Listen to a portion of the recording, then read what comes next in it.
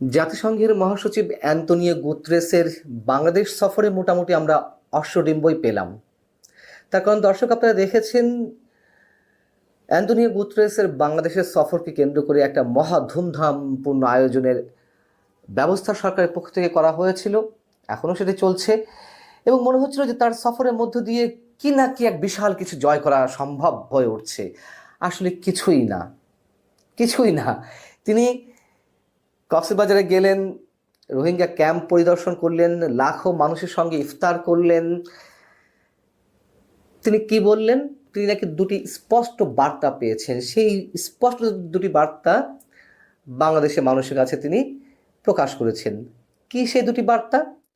একটি হচ্ছে রোহিঙ্গারা নিজ দেশে ফিরে যেতে চায়, এটি তাদের অধিকার, তারা বঞ্চনার শিকার। আর দ্বিতীয়টি হচ্ছে রোহিঙ্গারা আরও ভালো পরিবেশে বেঁচে থাকতে চায়। এটা কি নতুন করে কিছু বলার আছে? এই কথা বলার জন্য বাংলাদেশ সরকারের এত কোটি টাকা খরচ করার মধ্য দিয়ে এই সফরের কোনো প্রয়োজন ছিল? তিনি বলছেন যে দুর্ভাগ্যবশত যুক্তরাষ্ট্র সহ অন্যান্য দেশ সম্প্রতি নাটকীয়ভাবে মানবিক সহায়তা কমিয়ে দিয়েছে। এই কারণে আমাদের মানবিক সহায়তার মধ্যে খাবারের রেশন কমাতে হয়েছে। আসলে জাতিসংঘে এ যাবৎ পর্যন্ত রোহিঙ্গাদের জন্য কিছুই করেনি। যেটুকু হয়েছে বাংলাদেশের পক্ষ থেকে, যেটুকু কূটনৈতিক পর্যায়ে তদবির বা যোগাযোগ, সেই যোগাযোগ রক্ষার জায়গা থেকে জাতিসংঘ কিছু রেজলিউশন হাতে নিয়েছিল। সেগুলো আবার চীন, ভারত, রাশিয়া তাদের ভেটোর কারণে সম্ভব হয়নি। এবং এই যে খাদ্য সহায়তা রোহিঙ্গাদের জন্য আসে, সেটা তো United Nations World Food Programme WFP এর মাধ্যমে আসে এবং সেখানে যারা দাতা রাষ্ট্রগুলো বা সহায়ক রাষ্ট্রগুলো তারা যে অনুদান দিয়ে থাকে সেইগুলোই জাতিসংঘের মাধ্যমে আসে। অ্যাকচুয়ালি জাতিসংঘ কিছুই করেনি, করে না।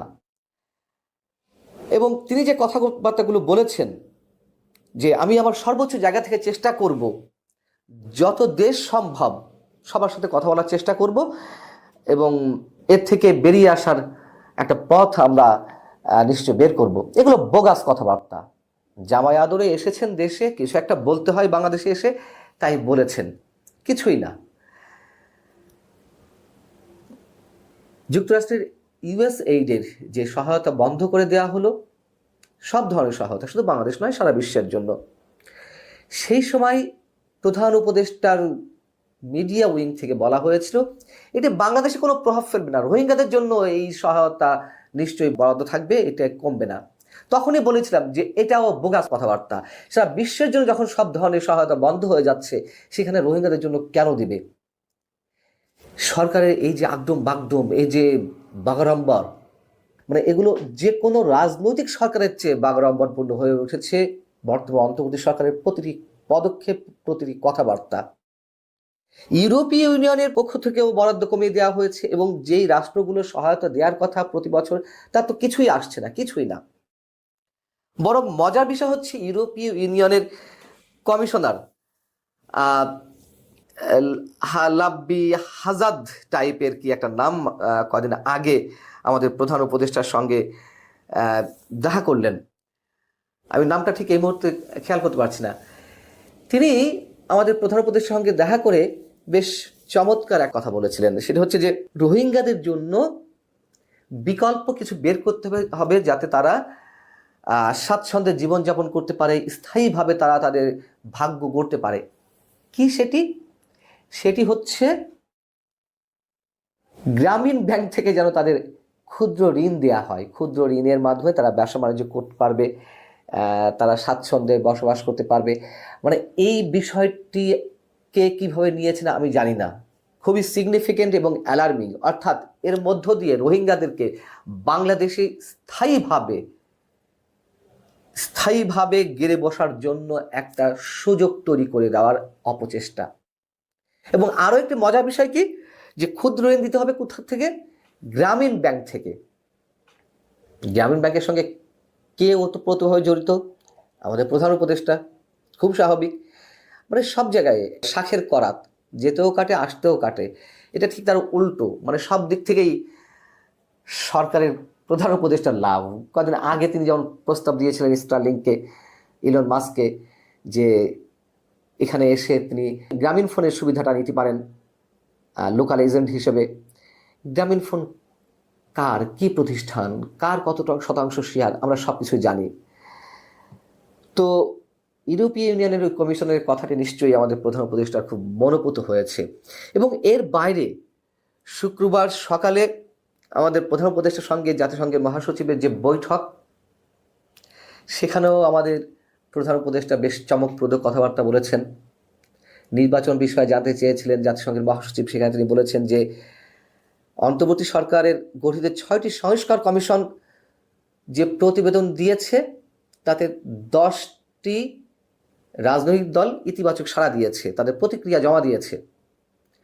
প্রধান উপদেষ্টা বলেননি যে 30টি রাজনৈতিক দল, বিএনপি, জামাতে ইসলামী সহ আরও যে বড় রাজনৈতিক দলগুলো রয়েছে, সিপিবি সহ, তারা এতে কেউ প্রতিক্রিয়া জমা দেয়নি। কিন্তু কি বললেন? উল্টোটা, 10টি রাজনৈতিক দল তাদের প্রতিক্রিয়া জমা দিয়েছে। এখানেই বোঝা যায় যে দুর্বলতা কোথায়। এবং নির্বাচন প্রসঙ্গে তিনি বলেছেন যে যদি ছোট সংস্কারের জন্য রাজনৈতিক দলগুলো ঐক্যবদ্ধ হয় তাহলে এই বছরের ডিসেম্বরে নির্বাচন হতে পারে। আর যদি একটু বৃহৎ আকারে সংস্কারের প্রয়োজন হয় তাহলে সেই পুরনো কথা, জুনের মধ্যে নির্বাচন হতে পারে, এমনটা জানিয়েছেন। কিন্তু তিনি ডেফিনিট করে কিছু বলেননি, নিশ্চিত করে কিছু বলেননি। এখনো কোনো রোড ম্যাপ আমাদের সামনে আসেনি। মানে শুভঙ্করের ফাঁকিগুলো দেওয়ার যে চেষ্টা চলছে সরকারের পক্ষ থেকে, এগুলো একেবারেই স্পষ্ট। এগুলো আর শুভঙ্করের ফাঁকি নয়, পুরোপুরি ফাঁকি আমার কাছে দৃশ্যমান। প্রধান উপদেষ্টা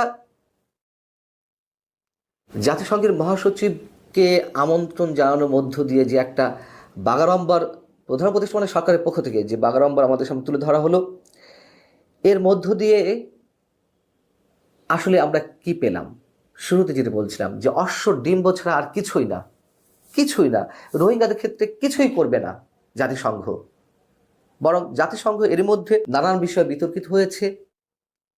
জুলাই আগস্ট হত্যাকাণ্ড নিয়ে তারা যে প্রতিবেদন দিয়েছে সেটি নানানভাবে বিতর্কিত, সমালোচিত। এবং এটুকু নিশ্চিত করে বলা যায় জাতিসংঘ বা অ্যান্টোনিও গুতেরেস যে আশ্বাস দিয়ে গেলেন বা দিয়েছেন তার কিছুই করবে না। এবং রোহিঙ্গা সংকট আমাদের উপরে যেভাবে গদের উপর বিস্ফোরণ হয়ে দেখা দিয়েছে সেটি মহামারী আকার ধারণ করবে। সরকারের পক্ষ থেকে যতটুকু যা বলা হচ্ছে জাস্ট ফোলানো ফাঁপানো কথাবার্তা, আর কিছুই না।